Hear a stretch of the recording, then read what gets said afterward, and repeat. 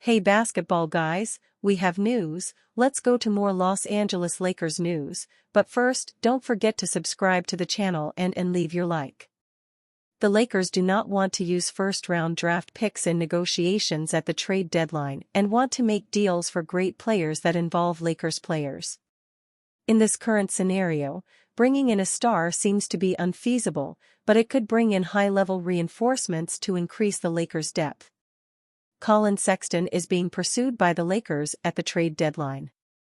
The Los Angeles Lakers may have reached new heights. Taking on the defending champions of the basketball world, the Boston Celtics, at home, Los Angeles delivered a beatdown 117-96. Trade rumors, roster discontent, and all outside noise seem to disappear for the moment. Anthony Davis led the way in scoring with 24 points, grabbing 8 rebounds, and even swatting 3 blocks, while LeBron James added 20 points, 6 assists, and 14 rebounds of his own. More news, Lakers' Anthony Davis demands Los Angeles trade for another big.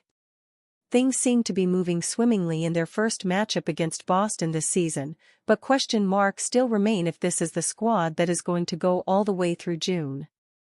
In this trade prediction, thanks to the SpotTrack trade machine, the Lakers could add even more star power to their team in a blockbuster deal with the Utah Jazz. They make it out without sacrificing a first-round pick or any starters, as a rebuilding Utah team is looking to reload on assets in the midst of their rebuild. More news, Lakers star Jared Vanderbilt medically cleared to play, season debut revealed. Lakers receive Collin Sexton. Jazz receive Gabe Vincent, Jalen Hood-Schifino, Christian Wood, Cam Reddish, and a 2025 second-round draft pick. Sexton's talent is undeniable. Having turned 26 years old just 3 weeks ago, he would not just satisfy the Lakers' championship hopes this year, but is a piece to build upon in a post-LeBron era. Sexton is putting up 18.3 points, 4.1 assists, and 2.9 rebounds per game on 47.4% shooting. The guard would add an instant impact to LA's offense and round out the star-studded starting five. Vincent is 28 years old and never quite lived up to his playoff outburst in the 2022-23 campaign with the Miami Heat. An unfortunate mix of injuries plus never getting quality minutes make him a trade candidate most Lakers fans will not miss. Jalen Hood-Schifino is a similar story. At only 21 years old, he struggles to play meaningful minutes or find a spot on the Lakers' rotation. A change of scenery in Utah can prove invaluable to his career, as he would take on a much bigger role there. Christian Wood and Cam Reddish are two players that average a little less than 20 minutes per game, but a mix of injuries and possibly a lack of fit on this Lakers roster may find themselves in a more productive role in Utah. Jared Vanderbilt has no trade value right now. Lakers must add first-round pick in potential deal. The Los Angeles Lakers will have a hard time using Jared Vanderbilt to land an upgrade in the trade market. The Los Angeles Lakers are actively searching for win-now trades around the NBA to help boost the 25-18 franchise further up the standings and into contention. The team is still a few moves away from being able to hang with the best squads in the NBA. As a result, young players like Jared Vanderbilt could be available for the right price. The 25-year-old forward recently returned to full-time action after nearly 2 seasons of injury troubles. As a result, the forward doesn't have an attractive trade market, according to Jovan Buha on his podcast, with the Lakers potentially needing to add draft compensation to move him. If Vondo is in a deal, the Lakers are going to have to attach a first. That's separate of whatever the other player is worth. There's still a perception of Vondo of what he is in the playoffs, the contract, and the injury history. So as I say, 2 things can be true at once. I think for the Lakers, and what they need, he has a lot of value. And that's a tough contract, I think, to trade. But from a league-wide perspective, I don't think teams are gnawing at themselves to try to get Vanderbilt. He's probably a guy the Lakers need to ride out at least the rest of the season and then explore in the offseason, depending on how things go. This likely indicates the Lakers are stuck with Vanderbilt. There's no reason for the Lakers to add draft compensation to dump a contract that averages around $11 million per season.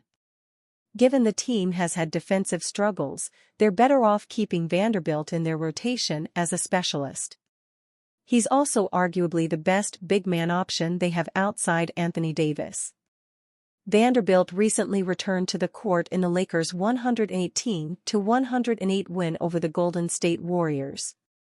He put up 2 points, 1-2 FG, 4 rebounds, and 3 steals, showing how he can reinforce the Lakers' defense both on the perimeter and the post. The Lakers have already made a win-now move for Dorian Finney-Smith. Although it's not paying off offensively just yet, Finney-Smith has also shown defensively. Vanderbilt and Finney-Smith looked great on the court together as a defensive tandem, especially alongside other plus defenders such as Max Christie and Davis. Vanderbilt is too valuable to what the Lakers want on the court to be moved to facilitate a deal for a minor upgrade. Given how stingy the Lakers have been with making draft assets available for win-now trades, there's a slim chance they'll use a pick just to dump Vanderbilt. We can't say for sure that Vanderbilt is safe, as he might be included in a larger package to facilitate the acquisition of a star. But the Lakers don't seem to be scouring the market that aggressively.